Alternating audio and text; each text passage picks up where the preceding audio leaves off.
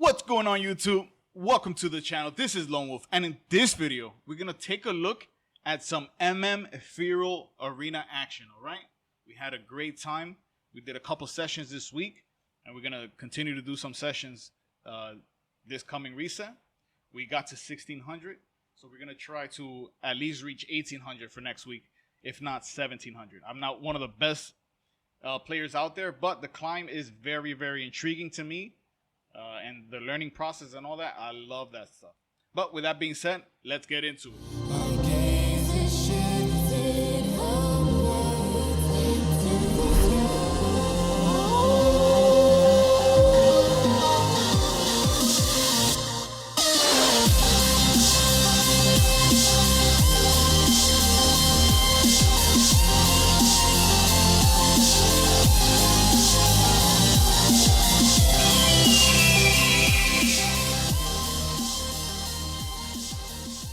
Welcome everyone. So before we get into these videos, I definitely want to say, hey, like these videos if you enjoy them, subscribe for more Hunter action, and share if you think somebody can learn a thing or two from these videos. All right. I also want to talk about how hunters in general, but is getting a nice buff tomorrow in this upcoming reset. And the other two hunters got nice juicy buffs. They're going to be stronger than they already are. A lot of people are complaining about BM. And for sure, I think BM doesn't need that much damage because they're already putting out a lot of damage currently. But I do want to make clear that hunters have one of the biggest weaknesses in the game, and that is to destroy their pet. Okay, BM hunter, you kill their pet. Most of the globals for the healer. And for the hunter, will be trying to keep the pet alive. And once you kill it, you can force a turtle if you need to. Just stay on top of the hunter because they can't put not even half the damage that they are able to do with the pet. And you just want to stay on top of them, force a turtle, force their feint deaths, and then go ham while trapping or CCing their healer. All right, now that is a lot easier said than done, but keep it in mind that hunters in general, they just have a very tough time when it comes to trying to keep their pet alive if you're focusing on going for their pets. All right, so, but I'm excited for the buffs for I did feel the lack of damage when it came to versing other players that had similar gear to me. I can see that their damage was just a little higher than mine, and during my goals, I wasn't able to completely decimate people. All right. Obviously, we still can, but as a marksmanship hunter, being that you're burst spec, you should be able to just solo kill people on your own, just like mages, just like rogues. You're a spec that you should be able to kill people on your own during goals and nice setups. Okay. Now here we're playing with a Feral Druid, and we're going against a Warrior Druid. And Feral Druid plays like a support spec when you play with though they are capable of dealing a nice amount of damage, and their overall is very high if they are Necro. Now here my Druid is playing Knife for that nice sweet convoke, but he did switch to Necro just for that extra damage in between goals, which is very helpful. But here I wanted to talk about specifically about how to open against teams, okay, especially warrior teams. With warrior teams, you do not want to use your binding shot off the get-go. Okay, you want to hold on to that binding shot and open by finding the Resto Druid, stunning him into a trap. Okay, that is by far the best way that I found that helps you with your goals and forcing some defenses from the enemy team. But with that being said, let's check it out. So right here, I didn't want to scatter because I want to save the scatter for the warrior. And here I use binding shot. I missed the trap, but luckily the druid ran into the trap. But I want to show you. We going ham, we going our goals, I think he trinkets. He trinkets right there. Use his stamina defensive. And then here is specifically when I want to use Binding Shot, because at this point my druid should be running away. I'm not sure. Obviously he's just using Cyclone, but all he needed to do was just run away, and we can get a reset and let our DRs return. And that would have been a perfect opportunity for that Binding Shot. Scatter so he could stop hitting me. And then here I was definitely, my partner definitely kept me alive with that vortex. Massive, massive vortex. That was a great vortex. And so we have Binding Shot again. Something I should have used. But the enemy healer definitely was able to get his... Oh, he got up. Now here I'm trying to apply damage and figuring out what it was that... Because he didn't tell me that he found him, and I was just paying attention to this warrior. What should have happened, it was...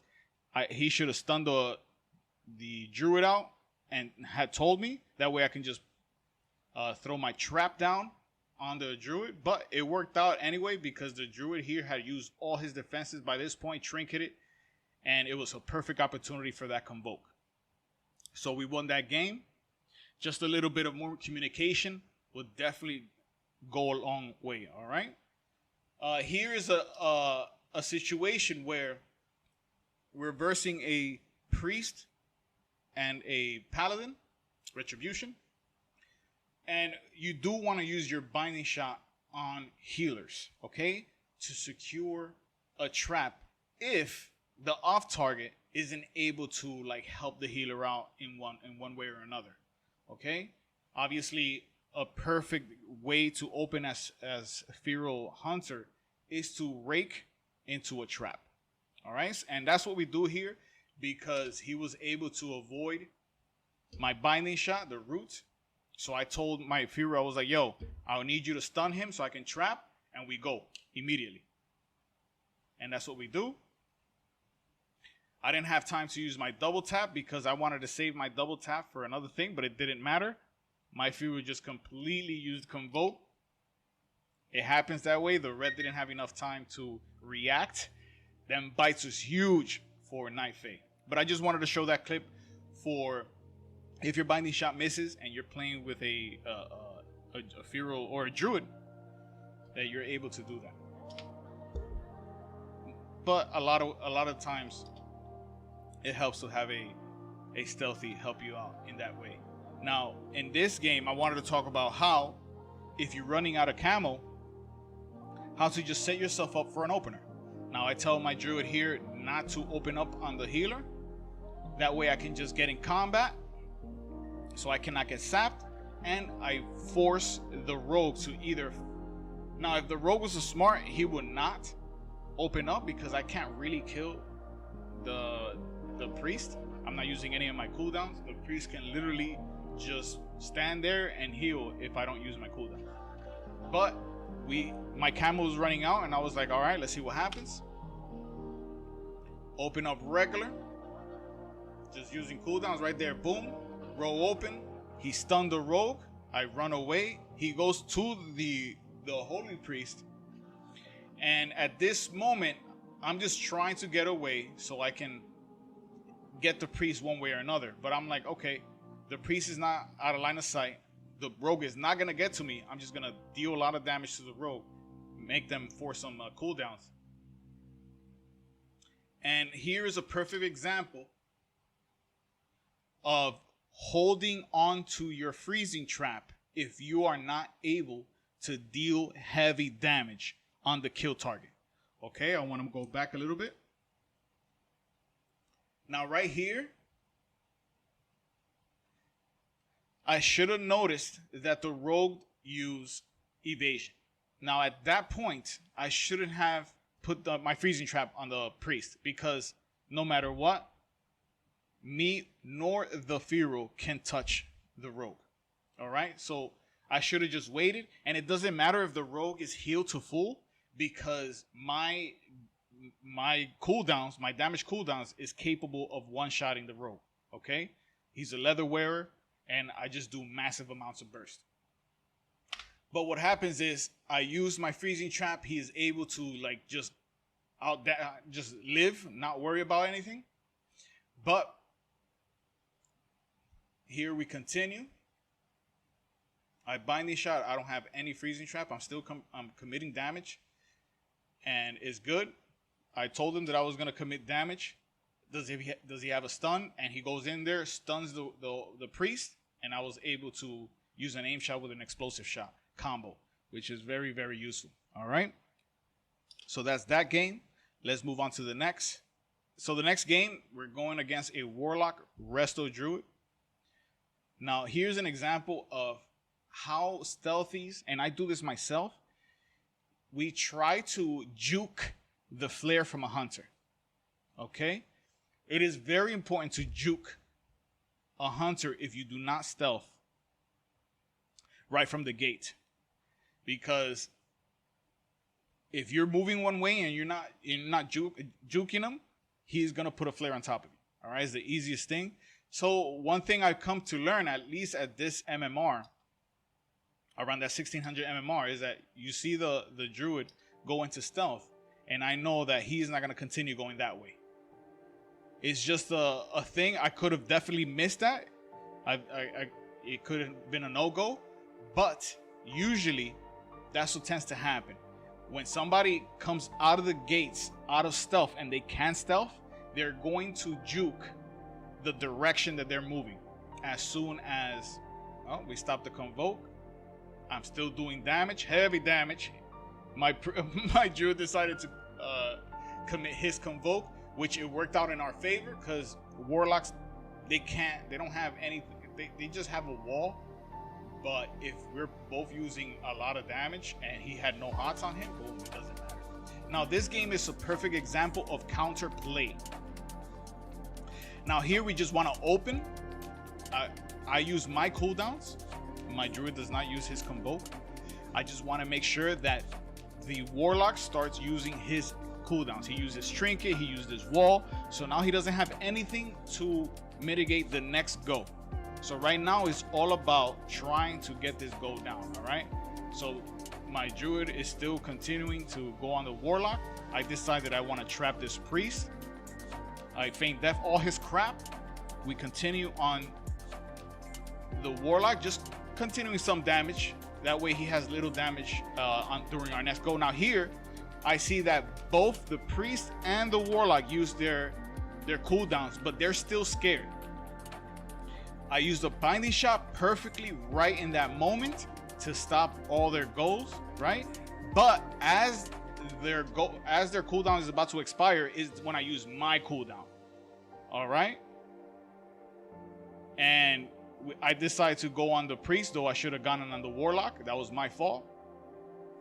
But the warlock doesn't have anything, and it looks like the priest is not gonna try to help his warlock out. I think he could have used that shit, void shift or whatever it is, or do some heals, but he didn't happen.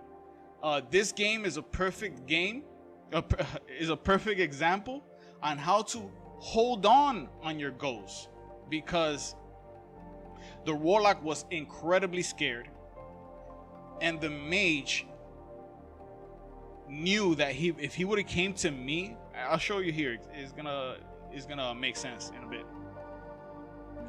But here I told my Firo that I want to go on the warlock because the mage can live so many different ways. Even though he doesn't have his legendary for his absorbs, he can just live different ways. So we just go on the warlock ASAP. We still commit. Right there, we use both our interrupts. We shouldn't have, and I should have been already walking towards the pillar. But here, since he got the poly off me, the mage decided to go on the druid, but the druid is already line and siding everybody. And because of that, they're stuck. If the mage comes to me, I can trap, okay? And the Firo can go back on the warlock. But the mage is not coming to me. Obviously, he can come in and use his dragon's breath and polymorph me. But with the warlock on the other side, there's no point of that, because I mean, my druid is just gonna come in and just stun the mage and just mess up his goal. And I have Roar Sacrifice. So what we do is I just wait for my cooldowns. Resonating arrow is about to come up. I'm trying to get closer because I know. I was like, all right, I want you to stun the mage so I can trap, and that's it. The warlock is dead. And all I did was stand in one side, make sure not to do anything crazy out of the ordinary. I didn't have to. So why put myself in dangerous positions? You understand? All right, so this video is showing an example of how consecutive concussion actually works against warriors and death knights. I haven't seen, or I haven't played with it against other comps, but against death knights and against warriors, consecutive concussion is massive. All right, I don't necessarily use it for the stun. I use it for the slow, and especially on this map where they have to run around the middle pillar. Having that shit is just so game breaking. That warrior cannot get to me. All right. Warriors are tough. I have a hard time against warriors, especially warrior druid teams. But we're learning. And consecutive concussion definitely does help. And also high explosive trap. I don't use Roar Sacrifice because warrior damage, obviously, if they crit, their damage hurts, right? But their damage is just full blown. It doesn't matter if they crit or not. They're going to do massive amounts of damage.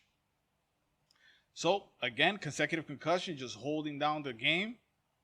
He can't move for nothing. The druid is like, what you doing, bro? He got the charge off. I'm trying to trap him. Trinkets. I think he already used trinket. This is when I take the opportunity to just go. He stuns the druid, which is awesome. And high explosive trap and my aim shot and the damage that the druid was doing on the warrior was enough to get that kill. Let's go on to the next clip. The next clip is going to be a loss. In this clip, we're versing a Ret and a Holy Paladin. Now, the reason I wanted to show this clip is because we did play this game relatively decent. Not perfect, but we play okay. I did miss that trap. That's another reason why you shouldn't use Binding Shot on classes that can just get out of it. There's no point. It's just good to use Stun into a trap. Okay?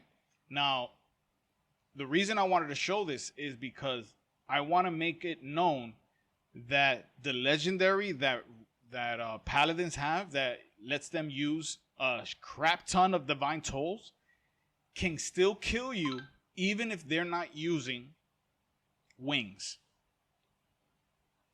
Okay? So we're doing okay. The red is like, I'm just going to stay here in line of sight of my healer. But we are putting a lot of damage. And unfortunately, my Feral didn't jump on top. But he did get the stun so I can trap off. He used bubble. At this point, my Feral should have just ran, which he is trying to do. I scattered. I use a binding as soon as that's done. And I just commit damage. That way, they don't get topped off. The Paladin is still coming back here. Like, he has a lot of balls just trying to come back here. And my Feral did a stun into a Cyclone. I do not want to go to where the Paladin is because I don't want to just... Right here, look. No wings. And he took him from like 70% health with like 18 divine tolls. That's why I wanted to show that clip. Always make sure that even to track divine toll, because even without wings, it does massive damage with that new legendary. And then lastly, this clip is about opening. In this, I have a cooldown resonating arrow that allows me to shoot through walls. And I made the mistake of opening on this DK while still in line of sight of him. So right here, look, I could have gone the total opposite way. Obviously, DKs can just use Icebound Fortitude. They don't have to use trinkets to get out of stuns. So the best thing I could have done there is just not be in his line of sight when I open at all. Against Death Knights, if you're Kyrian, do not open with the line of sight. All right, guys, I hope you guys enjoyed this video. This is me learning as well as showing you guys.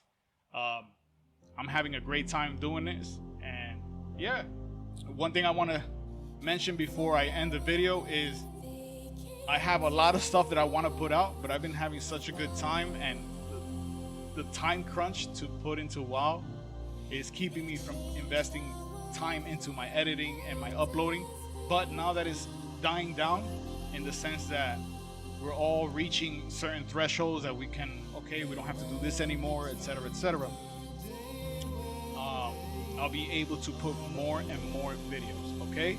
So just keep an eye out on my videos, on any posts that I have, and that way you can continue to get updated. All right, so with that being said, I'll catch you guys on the next one. Peace.